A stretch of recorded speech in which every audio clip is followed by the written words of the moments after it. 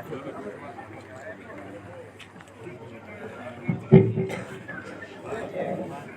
बार तुम्हारी भावनाएं अगली बार तो बड़ी गई करेंगे आसपास। बम्बू की चुनावी सभा में उपस्थित मेड़ता की विधायक बहन इंदिरा बावरी जी, आपके लोकप्रिय उम्मीदवार सीताराम जी नायक, भाई दानाराम जी गिटारा, सम्मानित मंच, उपस्थित मौजूद बुजुर्गों, नौजवान साथियों, माताओं बहनों, प्यारे बच्चों, बम्बू के अंदर पंचायत चुनाव के अंदर भी आप मुझे लेके आए थे और उस समय भी शायद रात की 1 बज गई थी, मुझे नींद सी आ रही थी, उस टाइम आ रही थी ना। लेकिन आज मैं समय पे आपके बीच आ गया, वैसे 2.5-3 घंटे देरी हो गई, लेकिन मुझे पूरा भरोसा था कि रात की 1 भी बजेगी तो भी बम्बू के लोग मजबूती से कांग्रेस और भारतीय जनता पार्टी को परास्त करने के लिए हनुमान बेनीवाल का इंतजार करेंगे, मुझे पूरा भरोसा था। और भाइयों, मैंने सीताराम जी को चुनाव मैदान में नहीं उतारा, मैंने ये भी तय किया कि मैं 2018 के चुनाव के अंदर खियूसर में गांव नहीं घूमा, पूरे राजस्थान के अंदर आरएलपी को मजबूत करने के लिए वोट मांग रहा था। लोकसभा के चुनाव के अंदर भी कई पंचायतें छूट गई मेरी नागौर जिले के अंदर, फिर भी नागौर और खियूसर के लोगों ने मेरा साथ दिया। इसलिए मैंने तय किया कि सुजानगढ़ के अंदर जब पंचायत चुनाव में मैंने उम्मीदवार उतारे तो आपने मेरे बिना आए हुए इस पूरे राजस्थान के अंदर वोट दिए और जा गया वहां भी वोट दिए। और सुजानगढ़ के प्रत्येक गांव और ढाणी जाके सीताराम जी को जिताने का आप सबका जो सपना है कि सुजानगढ़ में राष्ट्रीय लोकतांत्रिक पार्टी का परचम फहराए, आपका सपना पूरा करने के लिए रात और दिन एक कर दूंगा। और मुझे पूरा भरोसा है कि इस बार जीत राष्ट्रीय लोकतांत्रिक पार्टी की सुजानगढ़ के अंदर होगी। हनुमान बेनीवाल गांव जाके वोट की अपील करेगा और मैं गांव वोट की अपील करूंगा तो निश्चित रूप से 36 कौम मुझे वोट भी डालेगी, आरएलपी को मजबूत भी करेगी।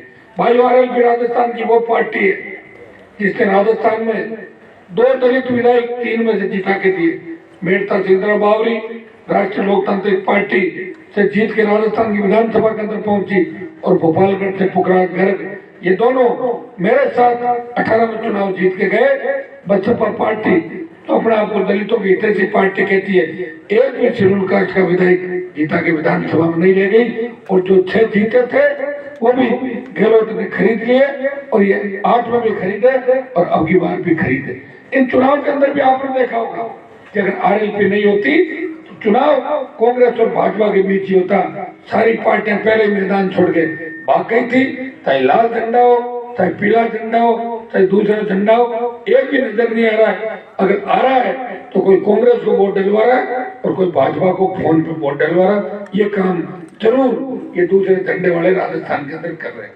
अगर राजस्थान के लिए लड़ रहा है कोई व्यवस्था परिवर्तन का आगाज जिसने क्या वो लड़ाई लड़ रहा है, वो आपका भाई हनुमान बेनीवाल लड़ रहा है। आपने देखा होगा जब देश के अंदर इस राजस्थान की आवश्यकता पड़ी, जब देश का किसान तकलीफ के अंदर था, सत्ता को ठोकर मारने के लिए आपका एमपी भी फोन करके आपने पूछा होगा, तैयार नहीं था, वो भी किसान मिलों के समर्थन में खड़ा था। देश के ज्यादातर लोग सत्ता के अंदर सत्ता को छोड़ना नहीं चाहते थे।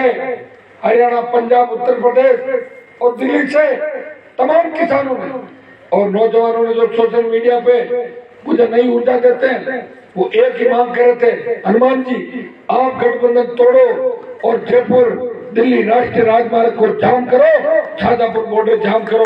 मैं 1 लाख लोगों के साथ उस बॉर्डर पर गया, बॉर्डर जाम किया और पड़ोसी हुई थाली को ठोकर मार के सड़क पर मेरे भाइयों के साथ आके बैठ गया। कोई बैठ सकता मेरी तरह से?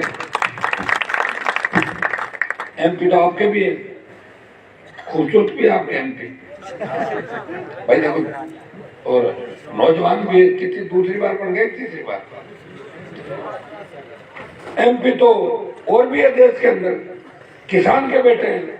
जिस जाति से मैं आता हूँ, मेरी जाति के 16-17 एमपी देश के अंदर, लेकिन जब आवश्यकता पड़ती है घोड़े की परख रेस के अंदर होती है और योद्धा की परख लड़ाई के अंदर होती है। और जब देश के अंदर किसान तकलीफ में था तो हनुमान बेनीवाल ने किसान कौम के सम्मान के लिए राजस्थान का मान पूरे देश के अंदर बढ़ाया और राजस्थान के अंदर उस हाईवे को जाम किया।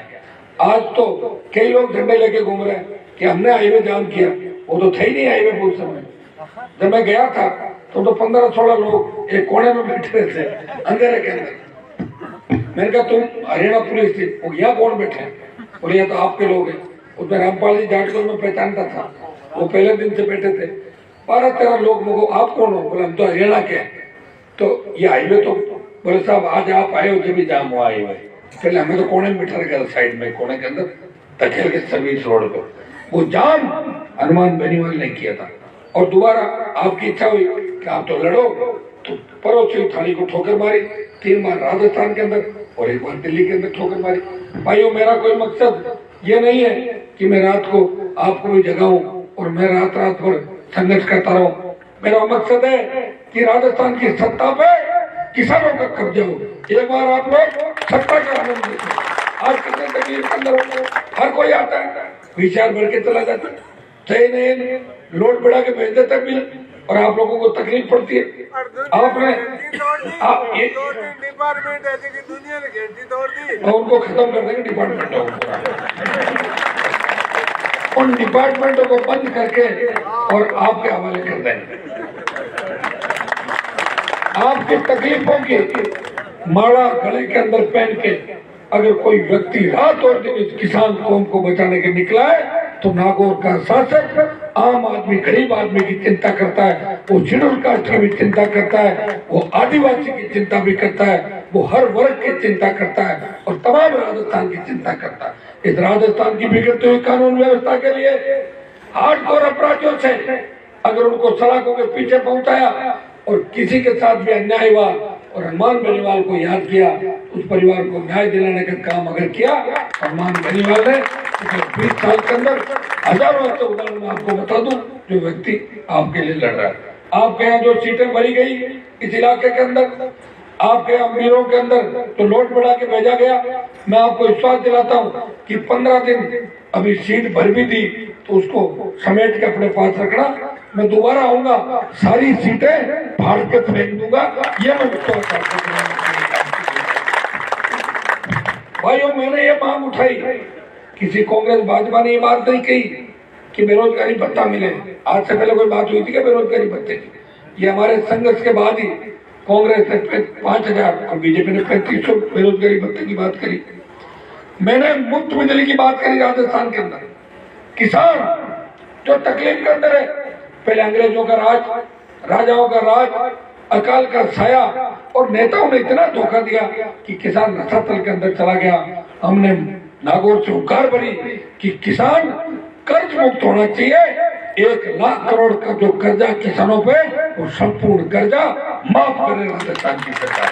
दूसरी मेरी मांग थी कि फ्री बिजली किसानों को मिले और ऐसे मिले कि बिजली उत्पादन में राजस्थान बहुत आगे और विंड एनर्जी सोलर एनर्जी के बाद वो दिन दूर नहीं जब बिजली का हम निर्यात करेंगे, बिजली दूसरे राज्यों को और दूसरी जगह बेचेंगे तो राजस्थान को फ्री बिजली मिलनी चाहिए। और बिजली से 8 से 10 हजार करोड़ का राजस्व का घाटा सरकार को जरूर होगा, लेकिन दारू से सरकार 20,000 करोड़ रुपए कमाती है। कितना?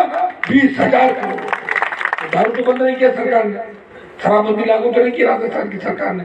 जब दारू से कमा रही है सरकार तो वो बिजली फ्री कर दो, घरेलू उपभोक्ताओं को आधी दर पे दो। और ये टोल नाके लगा रखे हैं। अभी सांडवा टोल नाके का बताया मुझे, तेंदुलकर टोल नाके का, उसमें एक काम करना, RLP की पट्टियां हमारे पास आई हुई है, जितने भी साधन है गाँव में सब लगा लो आप RLP की पट्टी, ठीक है ना? अरे मैं उसके लिए कह रहा हूँ कोई टोल नहीं लेगा आपसे, और RLP की पट्टी लगे उसे अगर जबरन टोल लिया तो फिर मैं टोल पूरा बंद कराऊंगा।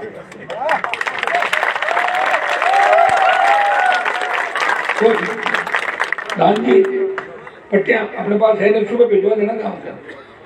कौन किससे बात करोगे? 200, 400, 500 अपने जितने व्हीकल है ना सब पे आगे पट्टी लगाना। मैं कोई जबरदस्ती नहीं लगवा रहा हूँ कि मैं वोट के लिए कर रहा हूँ, ताकि तुम्हें तकलीफ नहीं पड़े। टोल वाले हर जगह राजस्थान में बदमाश से ज्यादातर वो आम आदमी किसान को परेशान करते। RLP की पट्टी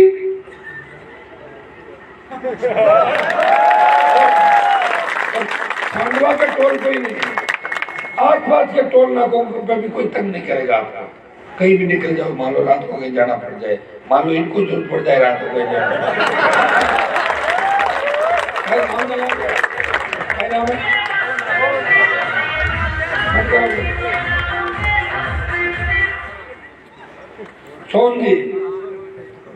सोन जी को मूड बन जाओगे आज का चलो खाने के बाद लगी बन जाए तो कोई खाना नजदीक आवे और नहीं टोला RLP की लगी आ गया रेड प्लेट। तो ये तो काम आप पट्टीवाड़ा में सुबह भेज दूंगा, कर लोगे ना, और फिर उसमें लगेगा आपका नहीं तो फिर मैं टोल आके बंद करा दूंगा थोड़ा, ठीक है। इस उपचुनाव के अंदर सीताराम जी उम्मीदवार है, लंबा समय भी हो गया और मेरी बड़ी इच्छा है कि मैं 1 घंटा भाषण दूं, लेकिन मुझे छाड़ा जाना सुबह भीलवाड़ा के अंदर, वहां भी हमारे प्रत्याशी कांग्रेस और भारतीय जनता पार्टी को कड़ी टक्कर दे रहे। मैं राजसमंद भी चक्कर लगा के आऊंगा, आपके बीच 3 दिन से लगातार गाँवों के अंदर हूँ और 60 के लगभग गांव हमने 3 दिनों के अंदर कवर किए, और जो बचे हुए गांव है वो वापिस आके मैं प्रत्येक गांव के अंदर सीताराम जी के साथ जाऊंगा। और मेरी इच्छा है कि ये सुजानगढ़ का जो इलाका है इसके ऊपर एक बार राष्ट्रीय लोकतांत्रिक पार्टी हेलीकॉप्टर से प्रचार करे और कुछ सभाएं करे, वो हमारे सारे लोग मिलकर तय कर लेंगे कि हेलीकॉप्टर से 2, 3 या 1 सभा कहाँ से होगी, वो सभाएं भी हम करेंगे। उस समय आप सब लोगों को उन रैलियों के अंदर आना है, तब पौन घंटा और 1 घंटा भाषण देंगे। आज हम भी थक रहे हैं धीरे धीरे और साड़ा जाने की चिंता भी है और घर जाके सोना भी है 5-6 घंटे, क्योंकि कई दिनों से नींद पूरी नहीं हुई। मुझे लगता है कि जिंदगी के अंदर मेरी नींद पूरी होगी नहीं कभी, कहाँ होगी बताओ। घर जाऊंगा घर अभी 2 बजे लोग बैठे मिलेंगे कि वो काम कर लूंगा, रात का तो ऑफिस बंद होगा कि कागज तो ले लो, तो सुबह दे देता कागज वगैरह, पर माँ को प्यार है निभाओ कि थाना देख लाए। आप बताओ बच्चे कैसे कैसे काम बताते मुझे, आप अचंबा करो, मेरे पास बैठ जाना सीधा क्या भाई साहब एक काम में जरूरी हूँ, कहीं बता क्या नकल करानी है। हमारी जिंदगी वही काम रात हो बाकी कहते कई साहब कोई पेपर आउट कराना, एक काम करूँ मैं बताओ, अब कहते हैं तो और मांगे था कहीं काम पड़े और कहीं बरसात कराओगे पेपर आउट करके मुझे जेल में डलवाओगे तुम लोग, ये व्यवस्था तो बदलेगी नहीं, उससे पहले मुझे जेल के अंदर जरूर डलवा दो। इन बातों का ध्यान रखो, काम वही बताओ जो होने वाले हो। ये नकल का काम मुझे मत बताओ, मेरा केंद्र है क्या नकल कराने का। ये काम तो आप खेमाराम जी को इनको बता दो जो मनोज को बता दो, वो नया नया बच्चा राजनीति में ट्रेंड हो जाएगा कि नकल कैसे, वो जानता नहीं कुछ, क्योंकि मास्टर जी ने तो उसको कभी राजनीति का गेड़े सिखाया नहीं, वो तो अपनी बेटी को राजनीति में लाना चाहते थे, इसको तो दूर कर रखा था। ये तो उनके निधन के बाद कह रहा है मैं उत्तराधिकारी हूँ। अब सुनो बारी बता दो, खेमाराम जी ने पूछो कि खेमाराम जी आप किस मुद्दों में चुनाव लड़ रहे हो, बोले माँ की बारी है। तो भाई तो कोई रात का पोर थोड़े देना जो बारी है, या कोई बिजली और पानी की कोई बारी है। सुजानगढ़ को मजाक समझ लिया आपने कि माँ की बारी है, तो बारी बारी से सुजानगढ़ पीछे रह गया। हमें सुजानगढ़ को आगे लाना है।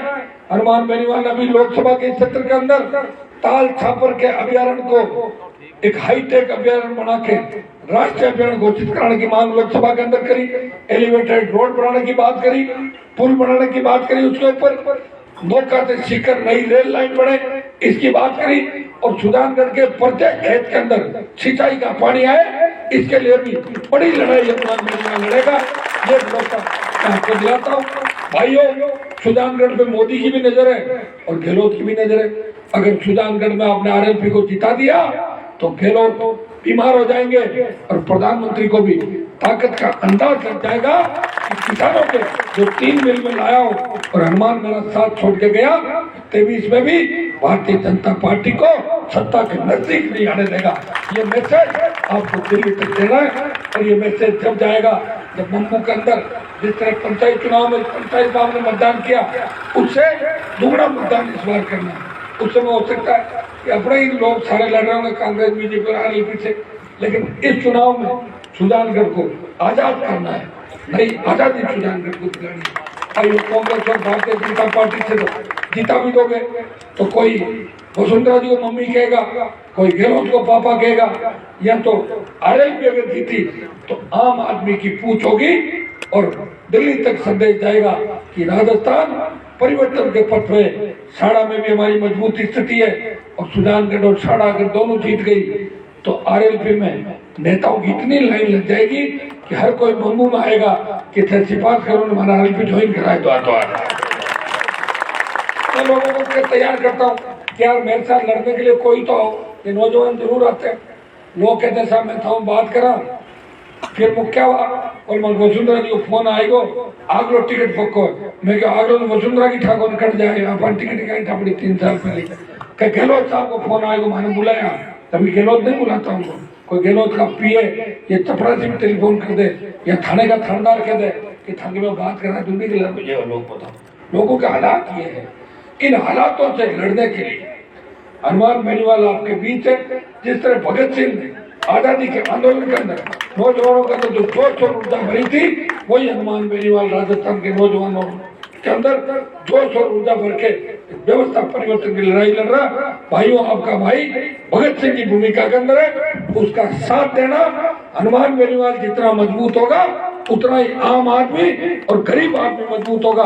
मैं राजस्थान के अंदर ऐसी व्यवस्था चाहता हूँ कि थाने और तहसील से अपराधियों को डर लगे, आम आदमी थाने तहसील में जाए तो थानेदार तहसीलदार खड़ा होकर बोले बाबा चाय पियोगे ठंडा, पहले मिला दो फिर मैं आपका काम करता हूँ। ऐसी व्यवस्था जब आएगी जब आरएलपी की सरकार राजस्थान को बनेगी। और ये टेलर मैं कहता हूँ कि तीनों उपचुनाव टेलर है, टेलर मजबूत होना चाहिए।